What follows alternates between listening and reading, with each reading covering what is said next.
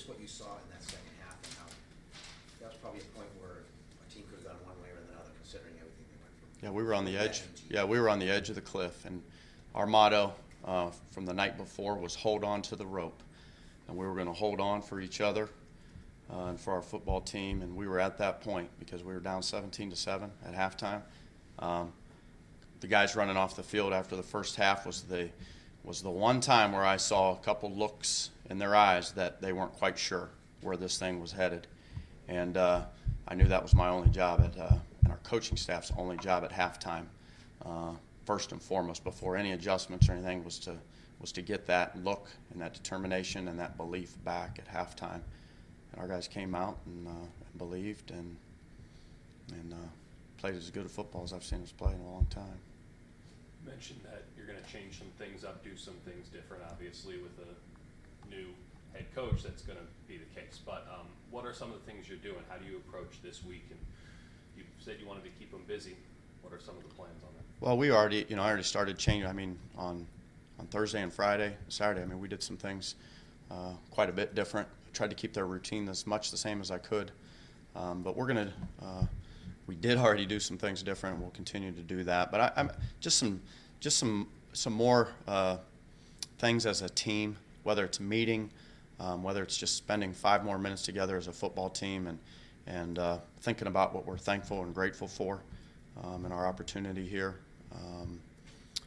We're going to change up at times how we compete. We're going to let the young guys compete this week. They haven't had an opportunity to really play live football, and we're going to let the young guys do that at some point. So I'm hoping to get that done here towards the end of the week. And maybe that's something that you guys even want to be. We can let you guys know when and where we're doing that. But I think that would be something special for those young guys that are here. And we're just trying to do some more team building and some things to keep us together and keep us close and to get to know them. I mean, I have a lot of work to do just to get to know the defensive players better and some of our special teams players better. When you approach this week, is Southern Miss part of this week, or do you wait? They are. Okay. They are. We are first and foremost taking care of us, making sure that we are persistent. That's the word I gave them today for the week, that we persist through. They're going to have a lot of people, I think, tugging them from different ways this week right now, and so we're going to stay focused and focus on our academics, focus on our football family, and I told them then the next thing is get prepared for Southern Miss. Is there a date, like Thursday or Friday, that you plan on hitting them hard with Southern Miss stuff? Or I think we're going to keep it equal. I think we'll do a little bit tomorrow and then a little bit Wednesday, Thursday. One of the things that you're thankful for that you've got bye weeks, you've got essentially 2 weeks to put a game plan together for your first time as head coach. I really looked at it the other way. I'm more concerned about this week not having a game at the end of the week. I just think that if we did have the game, that our guys would be certainly have to be forced to be focused in on that game. But I think, yes, you're right. The positive part of that is it does give us an opportunity maybe to take a breath, evaluate where we're at, and then be able to put a really good plan together as how we're going to approach practice for these next couple weeks. Have you instructed Coach DeWitt anything special, or is he going to? How's it going to work? Is he going to bring you a game plan defensively and you prove it, or how do you handle that? We're always working we'll work together. He has the defensive plan. I mean, I had full confidence in him that he'd put together a great defensive plan for the other night. Obviously, the results showed. The only thing I said to him was to make sure they're lined up, and the defense was lined up and did a great job. Like I said, he simplified the plan, took some things out that they originally had, and so I have full confidence that he'll put together a good plan again. I think it's more just reviewing the game type as a team. How are we going to approach this game as a team? Based on that, what he thinks, how they match up defensively, and then that allows us to decide how we're going to play them offensively, how we're going to play them special teams, that type of stuff. It all works together. Brian, is there some counseling that goes on with these kids? Kids are resilient; they bounce back from things, but it's pretty traumatic to go through in the middle of football season at any time, especially in the middle of football season for them.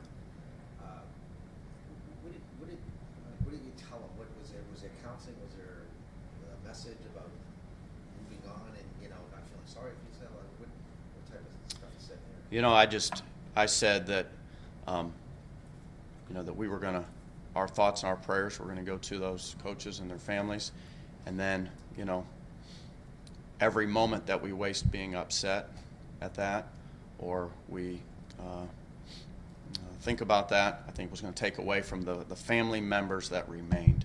And so I just said that let's put our focus to the family members that remain on this football team and to the dreams that we have that still exist in all these coaches and players' minds right now for the end of the season. And then we were going to be there for each other. I told them we still have all the position coaches, other than one here. So we've formed a lot of relationships. And you're counseling these guys every day anyway. There's things that go on that not everybody else knows about that you're counseling those guys every day anyway on at times. So obviously not quite as dramatic as this at times, but I think every day. And that's why our focus is going to be on the players and their families and our family this week. But the message doesn't change this week than it did last week. It's about the family and about them, and then about getting ready for Southern Miss. And also, is there any sense of uncomfortability with Matt Edwards being on the staff, considering his role and everything that happened? Will it all be uncomfortable or anything? Well, the only thing we said is if there's anything or anybody has any questions, to come ask us. And the players have done that. They got their questions answered, and we move forward. But what about with his fellow coaches? Same thing. How much defensive film will you watch this week? If we're trying to, you mentioned that Johan will have the full defensive game plan. How much input do you have in that? Or how much would you like to take? Or you feel comfortable just letting them have full autonomy with that? Yeah, I won't take any as far as how that plan goes. They will have full confidence in the defensive staff that they'll put together a great plan. And I will watch the offensive tape from Southern Miss. I want to see what we're getting into, and I want to have an idea, again, of how all the components are going to work together. But they will design the plan. Mitch Anderson had a good game on Saturday, and his kicking coach, I don't know if it's his coach full-time or his consultant, Cornblue, who's a local guy around here, said that he had made a small change with him. Do you know anything about the small change or what they did with Mitch to help him? Because he was bombing them, and they were straight down the middle on Saturday. I didn't say anything to him fundamentally. I was afraid to do that, so I don't want to get in there. I've never been a kicker, and I've never coached the kickers. So the only thing I wanted to do is for any young man that if you have confidence in what you're about to do, then you got a greater chance of it working out the way you want it to work out. So I tried to build his confidence up, had him kick Friday. We had never done that before, but in our walkthrough on Friday, I had him kick until we scored 24 points worth of extra points and field goals in front of the team, and he went out there and did that, and told him I believed in him and had faith in him, that we were going to need him, and he went out and executed. You talked to Pat Chung since Sunday, I guess? I figured you probably went home and enjoyed your evening, but did you talk to Pat on Sunday or this morning? Yeah, I have. What was his takeaway from the game and the job you did? Did he give you any feedback? Just asked if I needed anything, and said he would be there for anything that we needed. And I think we all thought that that's what it's supposed to be like, and the passion and the energy that was shown out there by our coaches and our players before the game, during the game, and after the game is what it's supposed to look like. How much has it helped to keep things focused that there's a real goal alive in this football team, and there's something to accomplish that hasn't been done here in a while, if you win the last 3 games? How much that help keep the focus on football and move forward? I told the team, when you have hope, the dreams are alive, and we still have hope, and we have all of our dreams are still out there.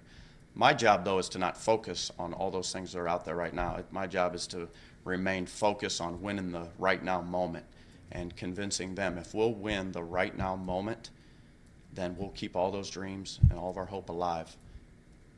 Before the first 7 or 8 weeks, we were told that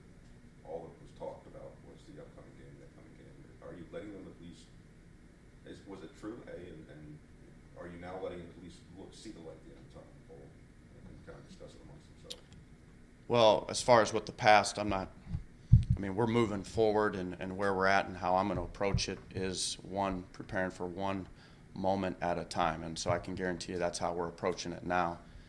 But no, I don't want us to talk. I don't think we're in any position as a football team right now to be talking about a bowl, or that we have 3 games. We have Southern Miss, and we have each other to take care of. I know that can be coach talk, but that's truly the approach that we have to take. Were you ever a defensive guy, or was it always offense? Always offense. But I mean, is there an intrigue in defense at all for you, or is it you'd rather just let the other guys who like defense more handle it as a rule? Well, I always knew that I was going to have a quality defensive coordinator and a defensive staff. You got to have great people around you to do the things that you want to do, and I feel we have that here. I was always intrigued by any side of the ball playing with tremendous effort and great passion, and I thought our defense did that, so it was fun for me to watch. Really, truly get to watch it for the first time. But any surprise? I'm sure you got contacted by a lot of people after that game. Anybody surprise you? Stand out? My Little League baseball coach said congratulations, which I probably haven't talked to since then, so that was awesome for me. I mean, just family and friends and coaches across the country have it's been unbelievable just to get all the emails and all the text messages. Even before the game, I had more before the game saying we believe in you and we believe in your team, and we're thinking of you. And then just all the other coaches that all the same kinds of messages, and all of our players that got the same messages. We had local high school coaches around the state of Florida saying that them and their team were praying for us and thinking of us, and that truly meant a lot. Which one? Orrville, Ohio. Pat has said you're going to be a candidate for the job. How do you not allow yourself to think about that, or how difficult is it not to think I've got to do this, this, and this, and then I have a chance to do this, or what? Well, if I'm telling the players to focus on winning the right now moment, I have to do that as well. And I understand that that's the formula for success. So I'm going to do the same thing. It does me no good to think 1 minute about after this moment now. I mean, I have to do the very best I can to get these guys ready to play a football game. Because if I don't do that, then I don't know that we have a shot. But everything I'm doing right now is for the coaches and their families and our players. That's what I'm focused on. You guys have the interception leader in the country, I think, right? We do, DJ. Let's talk about what he's meant to this defense, and He's a guy that I've always seen, even though, even before all this happened. I mean, just a guy that you always see out there working, getting extra work in before and after practice, has a great attitude, comes to work every day, tries to perfect his craft. Was a great leader. Again, was thinking more of just himself the other day when I said it was his idea. Once I said we're taking the names off the back of the jerseys, that he wanted FAU on the jersey. We got that done. And he, again, is always thinking of the team. And he had a great defensive effort around him, too. One of the first, when I asked him about what a great job, and said to him what a great job he did, he talked about how the safeties helped him, and how the safeties said, hey, we'll stay back and cover your back, for you to jump some of those routes. And so the safeties helped him, and the pass rush helped him do what he did as well. And he'll be the first one to tell you that. That's why he's such a special kid. While we're on that, obviously he was our nomination for Player of the Week, and I think that will come out later today. I don't have a clue if he'll get it. And then he was also the college, I'm going to get this right, you guys have seen this from us before. It's a website. He was the National Defensive Back of the Week, and it is from the College Football Performance Honors Award for Week 10. And he got that earlier this year as well for the league. Can you speak to the impact of getting McKnight back into the lineup? Players said that he was a very vocal force in the locker room at halftime. We're done competing. It's now time to start winning, I believe was their quote. Having a guy like that back on the field and back in a very active role with the team, how important was that? That's critical. Him, as any of the veteran players that bring game experience, are critical. Because those veterans have been in moments like that the more of those guys that you have in your locker room that have been down 17-7 at some point in their career and understand that we have an opportunity to come back, we just keep playing. And the more of that message that gets around, the better. You mentioned, obviously, the players are, in a sense, locked in. They can't really worry about anything other than the games they have, their schoolwork. They got a lot of stuff going on. But you mentioned the coaching situation, how difficult it must be for the 8 remaining assistant coaches and yourself to devote every ounce of energy you have to these kids when you don't know what's going to happen at the end, and you have families, and there's a lot more riding on the line than these kids who will still be going to school next year in many cases, or they're going out one way or another. Their fate's kind of already been decided. How difficult has it been to prioritize everything, knowing that you also have to, as the new head man, have to deal with 8 assistant coaches, or 7 assistant coaches, I'm sorry, that don't know what's coming next, and keeping them on the right path so they can help you in your quest to keep these kids? I mean, we understand as coaches that we are auditioning every day for our careers, our futures. So whether it's here or somewhere else, we understand. And the coaches are here.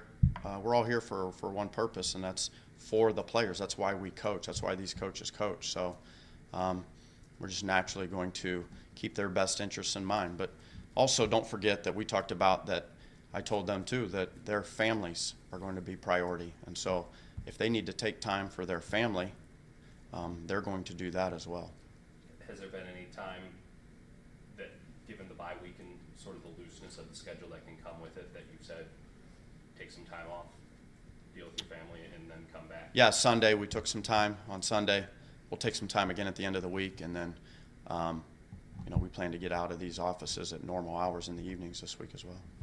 I know it's probably a weird situation. Are you going to send any coaches on the road? I know you said you want to kind of keep it like a game week, but I mean, at the moment, we're not. We'll continue with phone calls and contacting those recruits, but the main guys we're going to recruit right now are our team, the guys on our team. So we're going to do everything we can to recruit those guys.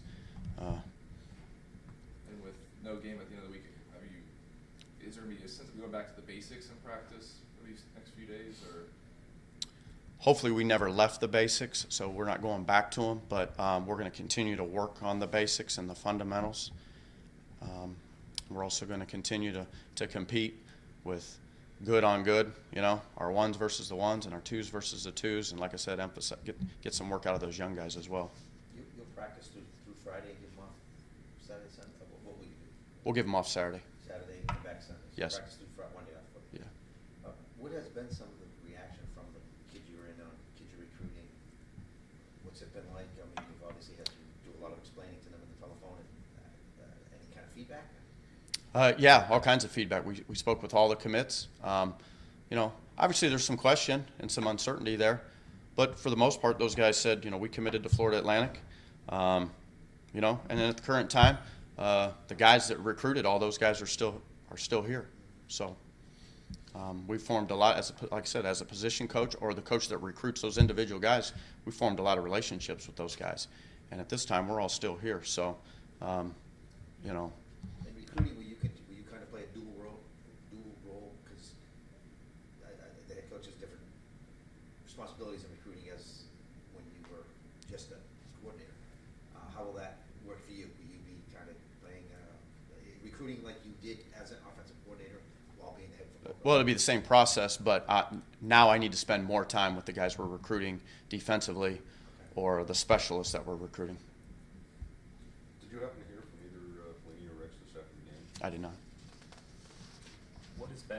Is there been one thing that's been the biggest change for you, something that obviously we don't know your day-to-day schedule or what you do when you're not talking to us in many senses? Is there been one thing that you're like, man, how do head coaches do this? It was what I expected it to be. I have to do a great job of managing my time with the quarterbacks because now, obviously, you're doing more in other areas, and I've always prided myself that I was able to spend so much time with those guys. So now I just have to do a good job of prioritizing and my schedule to making sure that I'm still giving them everything I have as well, individually. Is that where Graham fits in? Is he taken on? Yeah, he's been tremendous. How important, because no one could have possibly foreseen the situation, but how important was it to have an ex-quarterback at the graduate assistant as opposed to, you know, a running back or someone? Well, even we thought of that before all of this ever happened. You know, when we were going to hire Graham, was obviously a quality person, and just his knowledge of already going through this offense. And as a quarterback, you have knowledge of many parts of the offense. So he certainly is an asset. How did Armando fit in this past week, and what do you do to make him more comfortable with his new role? I think just keep working. I think time will do that. He did a great job for us up there. He's played in the defense here, a very similar defense, so he understands the concepts. You know, he played defensive back there, so he understands everything they're doing back there. And again, he's a good person, and our kids will respect him because of that. He cares about them. Jack Pelini is still on staff, to my understanding. How is that? Has he been around?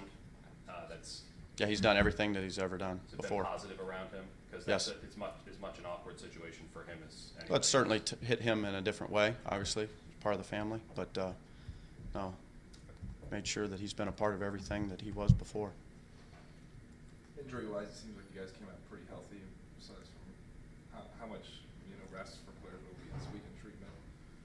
Just like, well, the treatment will be the same. They'll get a little bit of rest as they, because we won't go as long, and they have opportunity, obviously, to recover with no game on Saturday. So if we have to hold them out of practice a little bit more than maybe what we typically would, we have the ability to do that now.